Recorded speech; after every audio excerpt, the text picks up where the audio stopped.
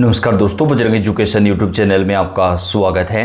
राजस्थान ग्राम पंचायत चुनाव 2026 की हर महत्वपूर्ण जानकारी सबसे पहले प्राप्त करने के लिए आप चैनल को सब्सक्राइब जरूर कर दें, वीडियो को लाइक और शेयर कर दें। आपका अपना चैनल है जहां पे आपको राजस्थान के ग्राम पंचायत चुनाव से जुड़ी हुई सारी जानकारियाँ हम सबसे पहले प्रदान करते हैं। जी हाँ दोस्तों, जैसा कि आप जानते हैं, राजस्थान के ग्राम पंचायत चुनाव 15 अप्रैल से पहले करवाने का हाई कोर्ट और सुप्रीम कोर्ट ने सरकार को आदेश जारी कर रखा है। लेकिन क्या वास्तविक रूप से चुनाव पहले होंगे या सरकार दोबारा से कोर्ट का दरवाज़ा खटखटाएगी, इस पूरे मामले के ऊपर आज राजस्थान सरकार के बड़े मंत्री के द्वारा बड़ा बयान दिया गया है। क्योंकि दोस्तों, राजस्थान के अंदर करोड़ों लोगों को राजस्थान ग्राम पंचायत चुनाव का बेसब्री से इंतजार है। चाहे प्रत्याशी हों, आम मतदाता हों, आम नागरिक हों, हर जगह यही चर्चा चल रही है कि राजस्थान के ग्राम पंचायत चुनाव आखिरकार कब होंगे, कौन सी तारीख से कौन सी तारीख तक चुनाव करवाए जाएंगे। तो इस मामले के ऊपर इस वक्त की सबसे बड़ी खबर और ब्रेकिंग न्यूज़ जो है वो निकलकर सामने आ रही है। दोस्तों, राजस्थान के ग्राम पंचायत चुनाव जो हैं वो राजस्थान सरकार के द्वारा कब करवाए जाएंगे, इसको लेकर आज मंत्री जी की तरफ से बड़ा बयान दिया गया है। दोस्तों, चुनाव में देरी का कारण क्या है, सबसे पहले आपको वो बताते हैं। अभी तक जो है ओबीसी जो आरक्षण होता है उसकी रिपोर्ट नहीं आई है। ओबीसी आयोग की आरक्षण रिपोर्ट के बिना चुनाव नहीं करवाए जा सकते हैं। लेकिन चुनाव आयोग ने सरकार को ये विकल्प दिया है कि आप ओबीसी सीटों को जनरल की सीटें मान करके चुनाव करवा दीजिए। यानी दोस्तों, ओबीसी की जो सीट होती है उस पर केवल जो ओबीसी वर्ग में जातियां आती है केवल वही चुनाव लड़ सकती हैं। लेकिन अगर उसे जनरल की सीट माना जाएगा तो उस पर कोई भी व्यक्ति चुनाव लड़ सकता है, चाहे वो ओबीसी से हो, एससी से हो, एसटी से हो या फिर जनरल से हो। यानी कोई भी व्यक्ति, कोई भी पुरुष या महिला उस सीट के ऊपर चुनाव लड़ सकता है। अगर उसे ओबीसी की सीट की जगह जनरल कर दिया जाए तो सरकार ये कहना चाहती है कि इससे जो ओबीसी आयोग है, जो ओबीसी वर्ग है, उसके हितों का ध्यान जो है वो नहीं रखा जा सकता। क्योंकि अगर जनरल मान लिया जाएगा तो ओबीसी को जो है इससे नुकसान होगा। तो सरकार ये चाहती है कि ओबीसी आयोग की रिपोर्ट आने के बाद ओबीसी सीटों को ही जारी करके चुनाव करवाया जाए, जबकि चुनाव आयोग ये चाहता है कि 15 अप्रैल से पहले चुनाव करवा लिए जाएं और जनरल सीट मानकर चुनाव करवाए जाएं। तो अब दोनों के बीच में ये पेंच जो है वो यहाँ पर फंसा हुआ है। तो आज मंत्री जी ने क्या कहा है, पंचायत चुनाव का बिगुल जल्द बजेगा, मंत्री जोगाराम पटेल ने किया है बड़ा ऐलान। जोधपुर में मंत्री जोगाराम पटेल ने कहा कि ओबीसी आयोग की रिपोर्ट आने के बाद राजस्थान में पंचायत चुनाव करवाए जाएंगे। उन्होंने कहा कि 15 अप्रैल के आसपास ही राजस्थान के ग्राम पंचायत चुनाव करवा दिए जाएंगे। यानी दोस्तों, मार्च महीने में तो चुनाव नहीं होंगे, लेकिन अप्रैल महीने के अंदर चुनाव करवाने का संकेत दिया गया है। राजस्थान सरकार के मंत्री जोगाराम पटेल जी की तरफ से ये कहा गया है कि अप्रैल महीने में राजस्थान के अंदर ग्राम पंचायत चुनाव सरकार करवाएगी और उनका ये कहना है कि ओबीसी आयोग की जो रिपोर्ट है वो तब तक जारी हो जाएगी।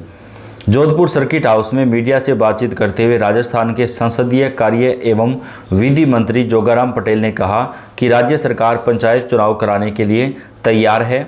उन्होंने बताया कि सुप्रीम कोर्ट के निर्देश के अनुसार ओबीसी वर्ग को राजनीतिक आरक्षण देने के लिए आयोग की रिपोर्ट जरूरी है। जैसे ही रिपोर्ट आएगी चुनाव की प्रक्रिया पूरी कर दी जाएगी। उन्होंने संकेत दिया कि चुनाव 15 अप्रैल के आसपास हो सकते हैं, क्योंकि सुप्रीम कोर्ट ने 15 अप्रैल की डेडलाइन दी है। लेकिन दोस्तों, अगर 15 अप्रैल के आसपास पंचायत चुनाव होते हैं तो निकाय चुनाव फिर मई जून में होंगे, क्योंकि सुप्रीम कोर्ट ने जो कहा है वो केवल पंचायत चुनाव के लिए नहीं कहा है। सुप्रीम कोर्ट ने पंचायत और निकाय दोनों चुनाव 15 अप्रैल से पहले कराने का आदेश दिया है।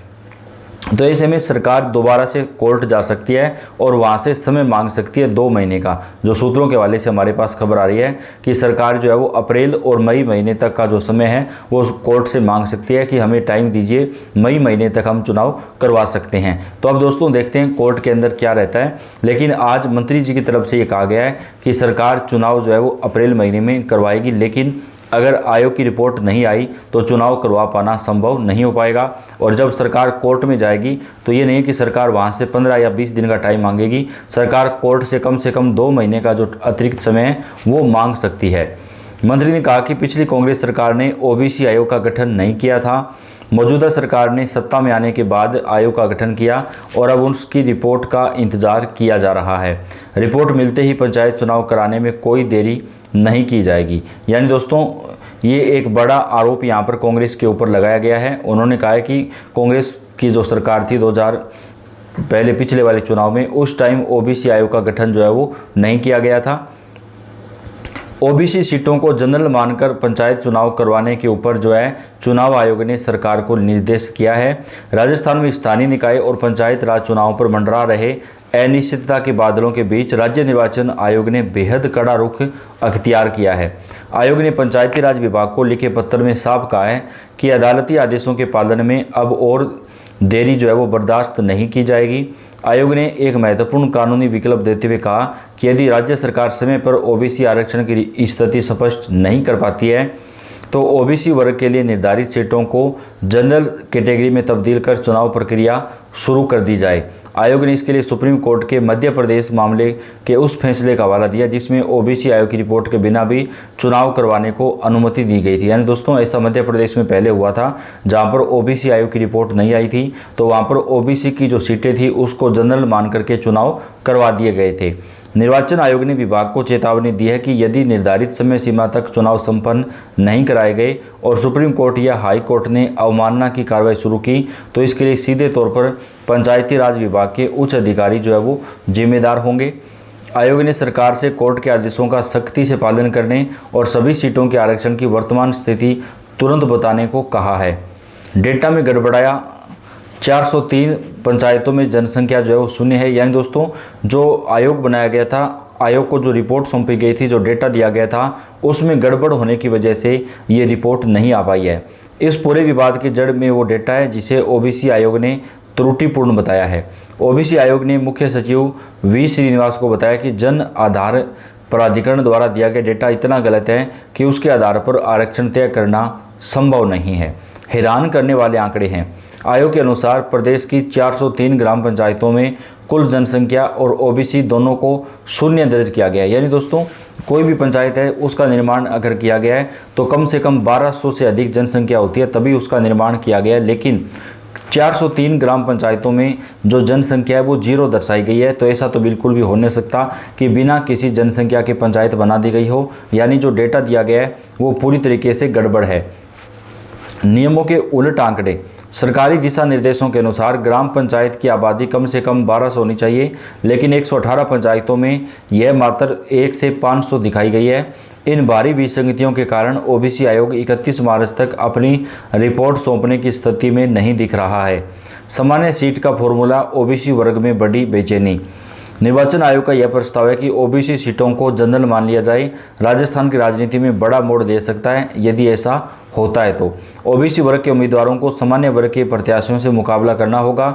यह उन क्षेत्रों में बड़ा मुद्दा बनेगा जहां ओबीसी आबादी बाहुल्य है और वे आरक्षण के अधिकार की मांग कर रहे हैं। कांग्रेस ने इस मुद्दे पर सरकार को घेरना शुरू कर दिया है। पूर्व विधायक संयम लोढ़ा ने सुप्रीम कोर्ट में केवियट दाखिल कर सरकार की ओर से चुनाव टालने की कोशिश को रोकने की तैयारी कर ली है। तो दोस्तों इस पूरे मामले को दोबारा से कोर्ट में ले जाया जा सकता है। पूरे मामले पर आपको अपडेट पहुंचाते रहेंगे। आप वीडियो को लाइक और चैनल को सब्सक्राइब कर दें। धन्यवाद।